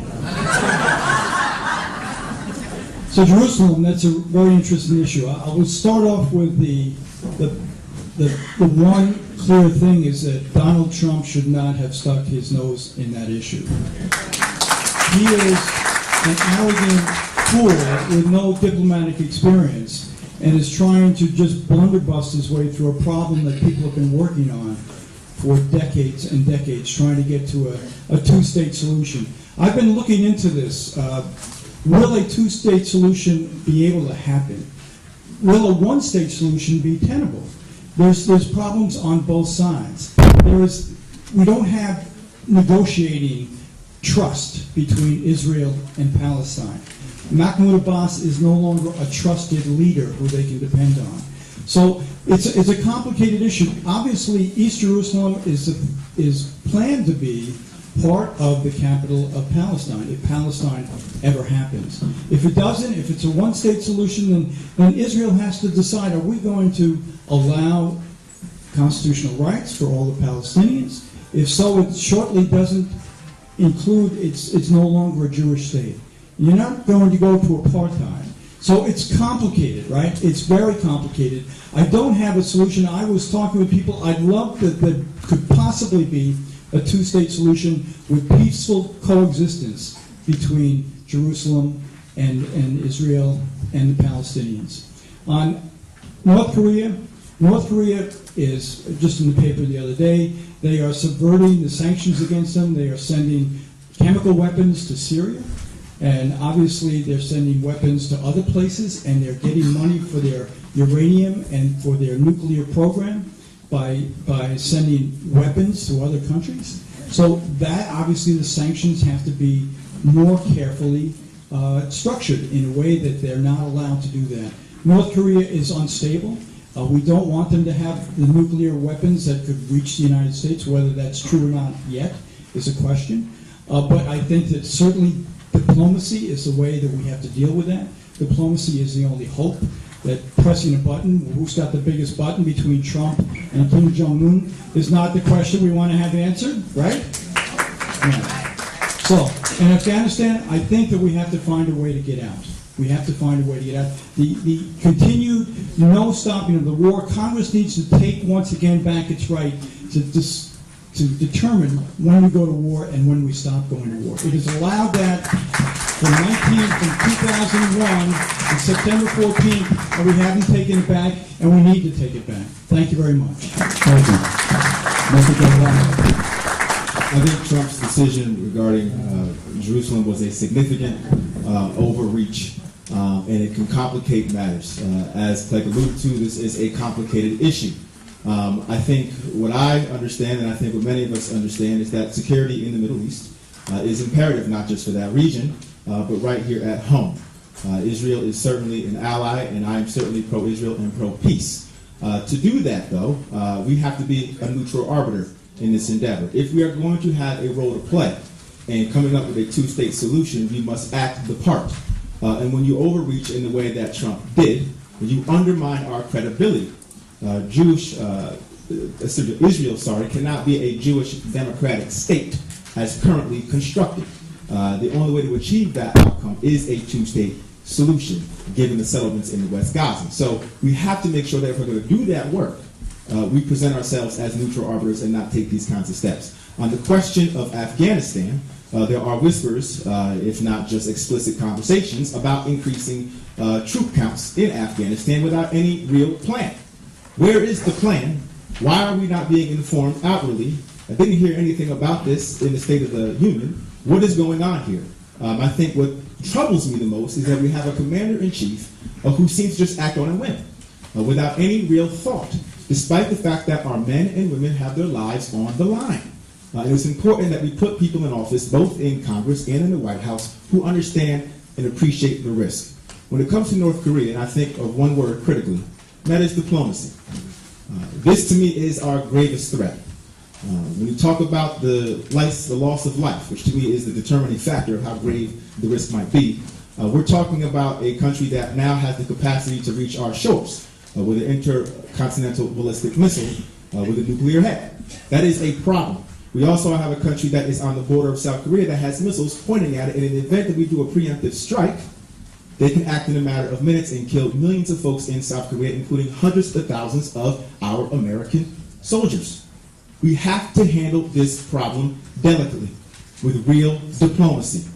Not with my button's bigger, not with, hey, Rocket Man, not in tweets.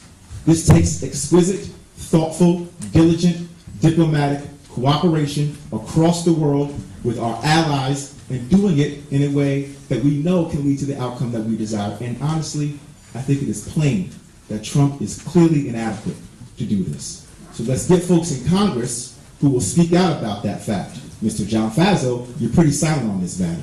Thank you. Thank you, sir. Mr. Flynn. I think the most important thing that's been mentioned so far is the idea that we need to be a neutral arbiter to handle the situation in Israel and Palestine. And I have been vocal in my support of a two-state solution because I believe at this point, based on all the factors at play, that that is what the majority of people would want and provides the fastest, easiest, and most equitable way to protect human rights and provide a path forward for everyone. And I think the United States has an important role in helping to make that happen rather than picking sides, as we've seen with the bellicose behavior of our president in choosing to go and do something which seemed quite arbitrary and inflammatory by trying to move the embassy to Jerusalem. The second area, and this is when it comes to Afghanistan, it's been the problem since from the beginning why many of us marched against the war in Iraq.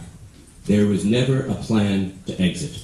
There wasn't a plan in Iraq, and there still isn't a plan in Afghanistan, and there still is not proper congressional oversight of anything that we're considering doing. First thing we need to do is we need to stabilize Afghanistan. We need to incentivize the moderates there and support them so we can fight back against extremism, and we need to exit. That plan is got to be one step at a time. Stabilize, incentivize the moderates, and exit. And we have to have a time frame to make that happen. The third point in North Korea. Now, I have experience working in trying to isolate dictators. I've spent the better part of 30 years working on sanctions to isolate both in the congressional level as well as at the United Nations in order to hold Muammar Gaddafi accountable for killing 270 people, including my brother and 188 other Americans. And we did that by every day, by the diligence, by forcing him and isolating him and holding our allies accountable as well as our adversaries accountable. And that's not happening right now in North Korea. We are having our sanctions undermined left and right, and we're not holding people accountable in the world community. If we do that, we can actually be successful. But it's going to take both the stick and the carrot.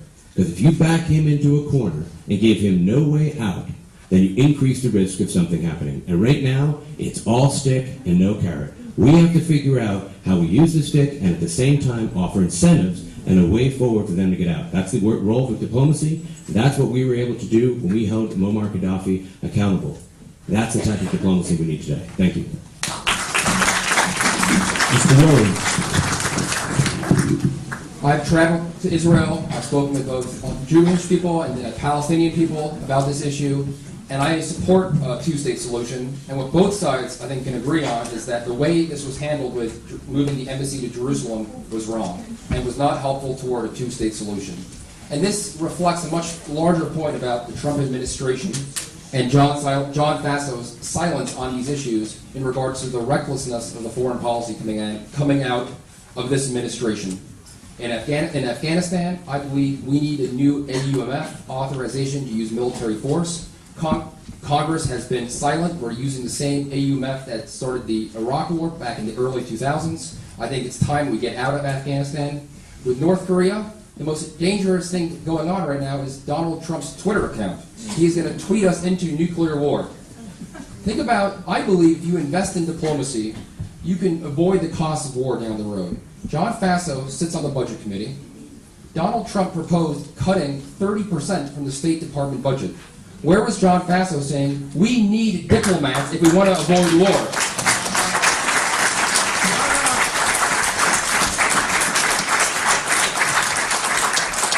But what troubles me the most is that America today spends more on our military than the next 12 countries combined.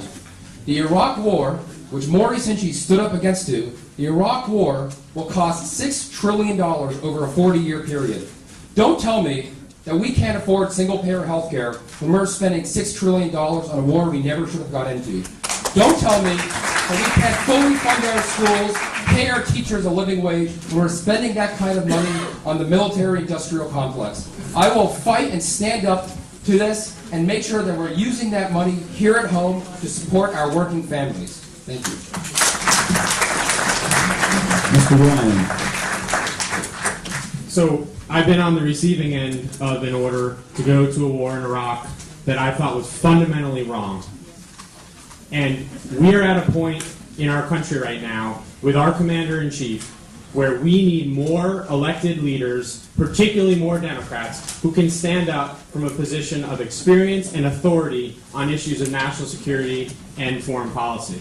And that is, for me personally, a big part of the reason why I got in this race. Having seen our failed efforts in Iraq over the course of 27 months and 2 deployments where I made a promise to serve, I did it, and I did my best to bring home every one of the soldiers I was responsible for, but that war was not a right war, and we have to carry those lessons forward.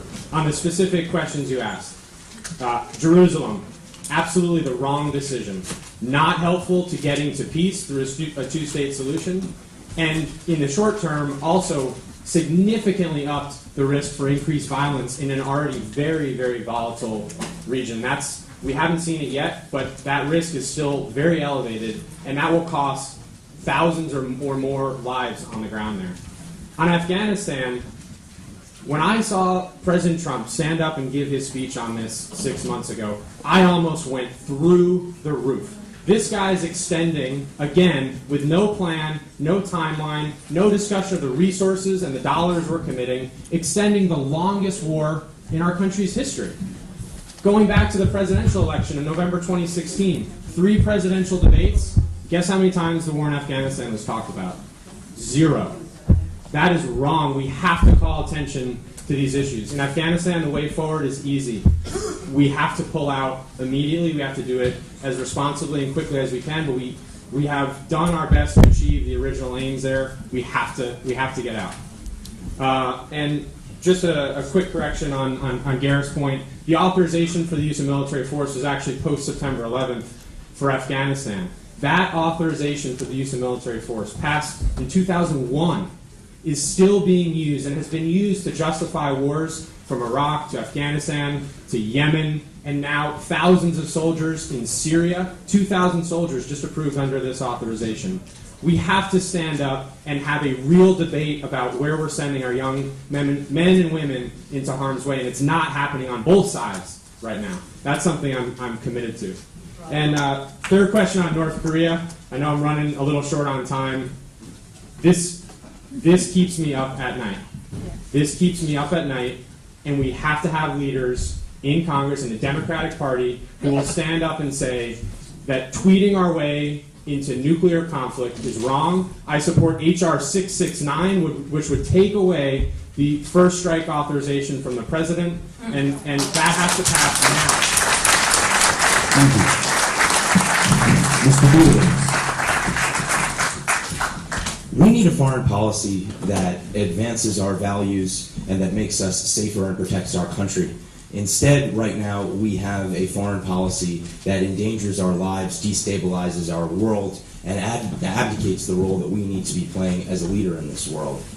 This is something that was the story of my own life. I was an intelligence officer in the CIA on the day that 9/11 happened, and I saw the building evacuated and the beginning of a delirium descend upon our foreign policy that has never ended. I served in Jerusalem at an office that we already have there, and there's no need to move an embassy there because I had an office there. And I saw my own friend Chris Stevens become the ambassador who we lost in Benghazi. I've seen, as a teacher, young students in my class who have never known a life without war. They've never known a world where we weren't engaged in an endless conflict overseas, endlessly authorized. And it is so sad to me now that it's hard to express to them just what it means to be in a different America. And it troubles me even now on this podium to hear talk about incentivizing moderates or stabilizing Afghanistan when these are the tired formulas that I lived through as a diplomat overseas, and none of them produced results for our country. The only thing that produces results for our country is understanding where our values lie and where our fundamental interests lie, and remembering all the time that we cannot solve all the problems in the world, but we can be true to our own values. Never countenancing torture, which is a disgrace to the United States and something that may very well be followed right now. Never ignoring international agreements as we have with the Paris Climate Accord, pulling ourselves out of it. Never undermining agreements that we have set up to help disarm a country like Iran, and then nonsensically calling it a bad deal when we manage to actually get a country denuclearized. What I want to stand up for in our country is an advocacy of diplomacy over militarism in our foreign affairs. I want to do it by cutting down on a national security budget that is bloated, by bringing up a Congress that has never played the role that it needs to play under the War Powers Act in the advancement of our foreign policy. And when I advocate these things for all of us right now, I'm doing it on the biggest level and on the smallest one. On the biggest level, I'm telling you all, we have to invest in the United States State Department. We have to put ourselves into these agreements. Now, on the smallest level, I'm telling you, wouldn't it be unique if you took a former U.S. diplomat like myself and actually put him in Congress to advance these causes personally, which I'd like to do. Thank you.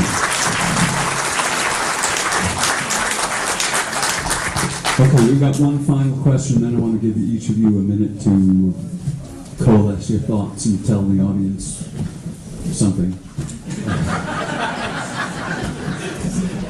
But let's give one last go round to income inequality and how do we combat that. And we'll start with Mr. Delgado.